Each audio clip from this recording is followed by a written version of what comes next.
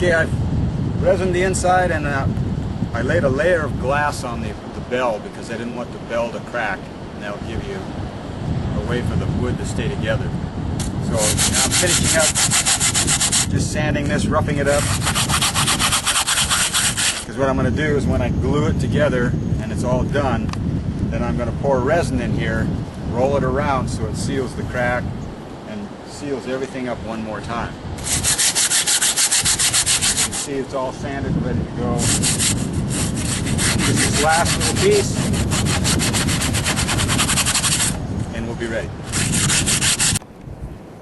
Okay, everything's ready to go. Now I'm going to use wood glue, but it's waterproof and it's stainable, so if you want to stain your didgeridoo you can still do that. Any moisture won't bother it this way. I use a paintbrush.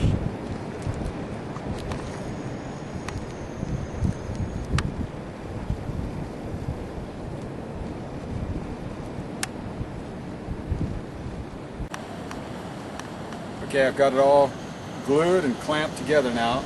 You can see all the different clamps. Like I use these because these you can really get a good tight clamp and there won't be any weak points in the glue. As you can see, it's real solid and ready to cure for another couple of days, and then I'll do the next process. This is what I use this to seal the end, because what I'm going to do is I'm going to seal these seams that go down here with some resin. And I use this stuff packing tape.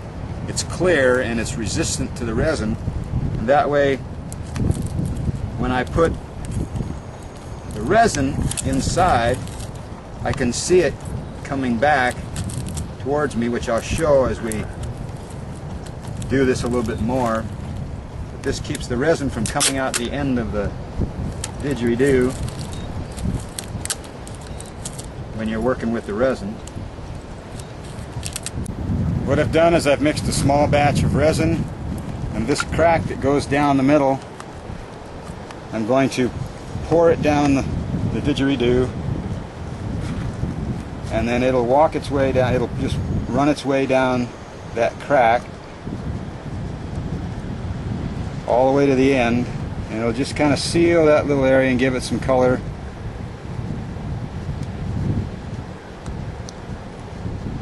And then that tape that's at the end of the didgeridoo, it'll stop there, and then when it hits there, then I'll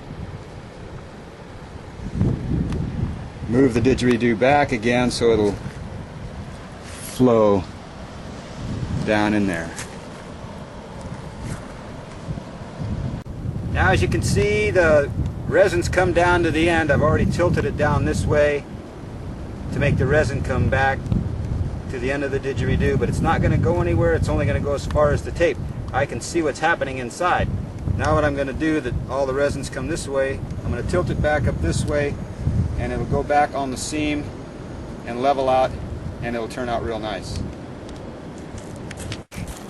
What I'm going to do is I'm going to paint the inside of this bell first, and then I'm going to pour the rest of this down inside the tube, and then I'll start to roll it so it'll evenly go off and be a nice consistency on the bell.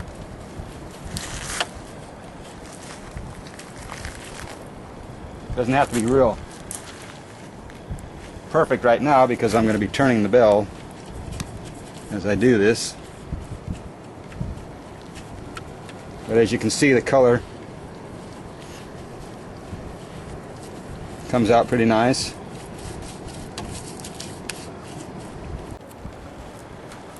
Now I'm going to pour this down inside. As I do, it's going to roll, and it'll coat all of the inside as it goes down. And that's it. You just keep rolling it till it finally goes off. As you can see, now it's saturated the whole end of the didgeridoo, and I'm still turning it. That allows the resin to cover everything inside the didge.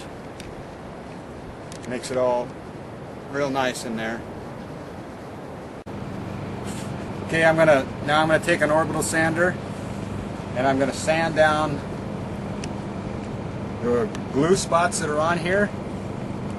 And I'm just gonna sand around this area, and then I'm gonna make a mouthpiece afterwards, and I'll show you that.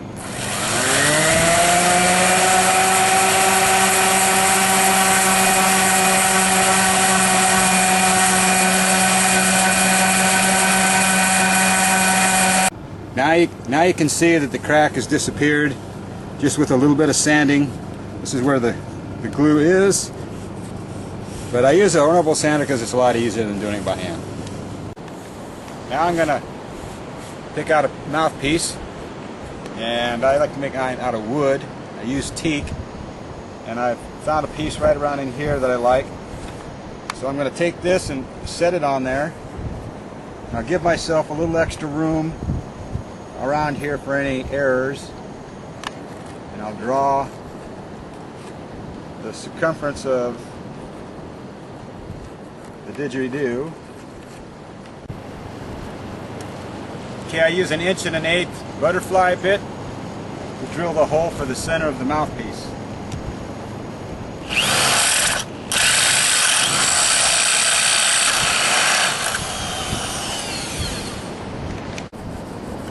Yeah, that's it.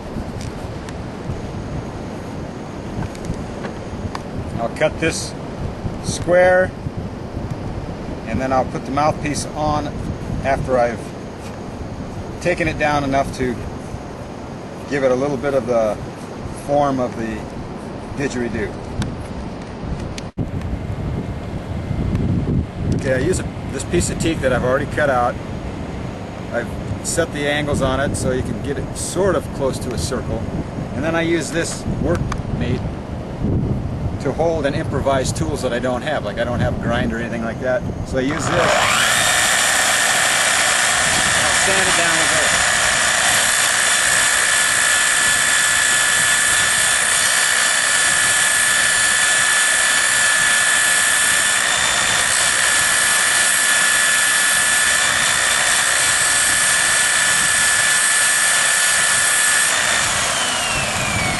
See how it starts to take it down real easy. And then my power source out here is a generator, and that's how I do things.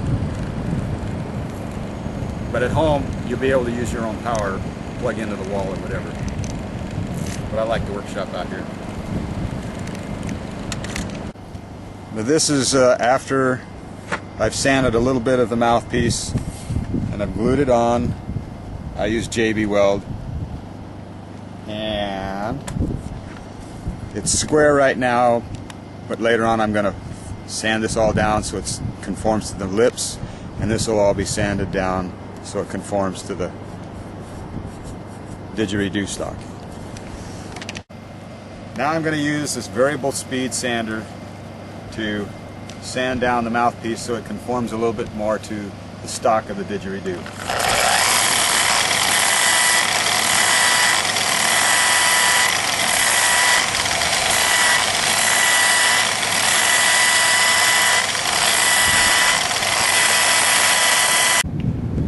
Now this is, I've taken it down with the sander to a semi-rough state. As you can see, the glue mark and everything is taken down.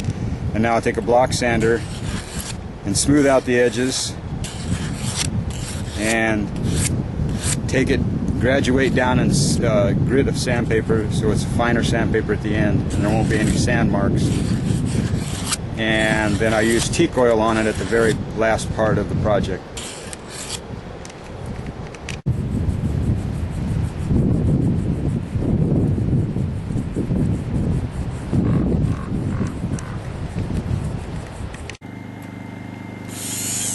Now I'm using this Dremel tool right here to fine-tune the mouthpiece, which I've made right here.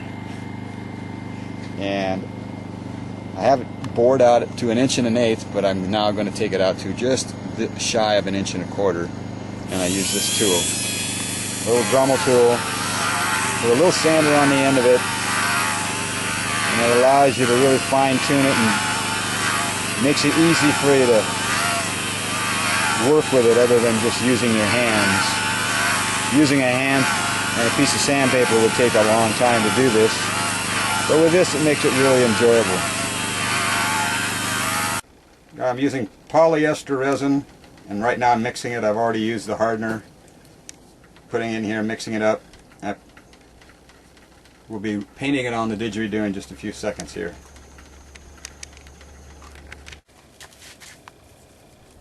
Now I'll be putting it on pretty thick, and I have the didgeridoo on a rope so I can roll it while I paint it on so there won't be any drip marks.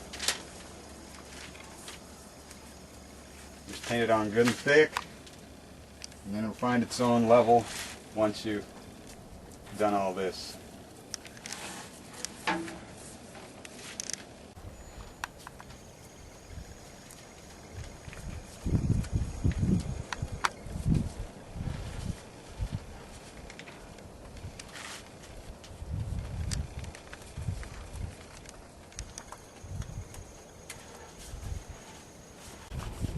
Now what I do is I just stick my hand in here at the end where the bell is, and I just keep turning it slowly until it finally goes off. This way there isn't any drip marks. Well, here it is, the final finished product of the didgeridoo. Let's see what it sounds like. I'll go and set it up and we'll play it.